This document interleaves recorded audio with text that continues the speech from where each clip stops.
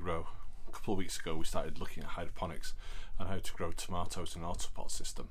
Today we're going to be looking at how they're going on, and we're going to be looking at our chili trials going on and why we chose to do certain things that we did in the last video, and whether they are working or whether they're not.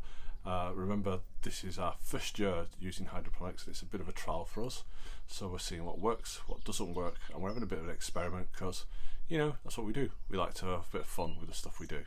Okay. So a question we got asked after the last video is why we chose to put the membrane over the clay balls and not do it this way around and have the clay balls on the top with the membrane at the bottom. Two reasons for this. We just wanted to have a little play around, stop the soil from coming through into the autopots. Yes, I know you can do that by putting the membrane at the bottom of the pot, but we wanted to see whether this could act like a wick system. And we've done this on our chilies. So if you look at our chilies, you can see whether this is working. So if we look here, this chili, the membrane is at the bottom of the pot below the clay balls. And this chili here, right next door, the clay balls go in first and the membrane goes on top to stop the earth from trickling through. You can notice straight away they're in the same autopot system, but one is considerably bigger. They've been treated exactly the same as autopots are. And again, just to show you again that we're not making this up, on the left hand side the membrane was at the bottom, and on the right hand side the membrane was at the top of the clay balls. And we think this is happening because we're getting what we call a wick system. So the water's being drawn up gradually through the clay balls, hitting that membrane, the membrane's staying damp, the roots are hitting the membrane, and it's actually benefiting the plants. No, we're not saying this is right, this is experimentation, because if we look at the tomatoes, which are up here, remember when they went in? And they're still going.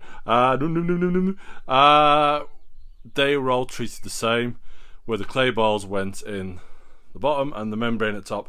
And if you go right down the line, the growth is pretty universal all the way down. We do have a bit of problem here. This is really, if you can see a bit of brown on the leaves, this isn't down to the autopot system. This is down to the fluctuations in heat that we've had over the last few weeks. We've gone from really hot days to really cold nights. So that's what's happening so far with us. But we're going to look at the remaining autopots now, and you can see what we're going to do with them. So in the 4 remaining autopots we have in our 16 cell system, we're going to put in the furthest one a cucumber. It's a small vert Paris cucumber, and we're hoping that that will trail out across the ground and in between the autopots to give us a little cash crop. The other 3 remaining autopots, we're going to use direct sown salads, see how they respond to that. We're growing in a mix of 50-50 sheep's wool and bracken compost with coir. And the reason behind that, it retains moisture really well, and we've found this year it's a really good blend, and it's peat free and it's organic and it's sustainable, and that's what we want. So join us over the next coming weeks, see how we're going on, and believe it or not, I'm filming this on the 2nd of June 2018, and we have fruit on our tomatoes. Little green tomatoes are growing. I'm going to show you in a minute, so you know I'm not lying. It's true. It's true. So there you are. We have fruit on the first truss of our tomatoes. We've got one there, and if we go right over here, look at this, we've got fruit on our tomato plants.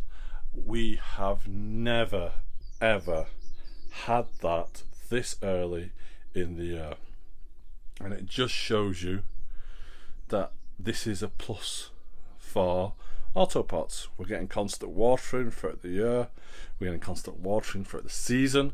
We've not had any problems even on the really hot days. The auto vents have opened, and the tank over here has kept the system flooded.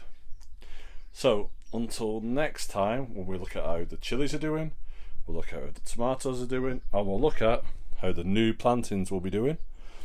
It's all goodbye from us at Pig Row. Bye bye.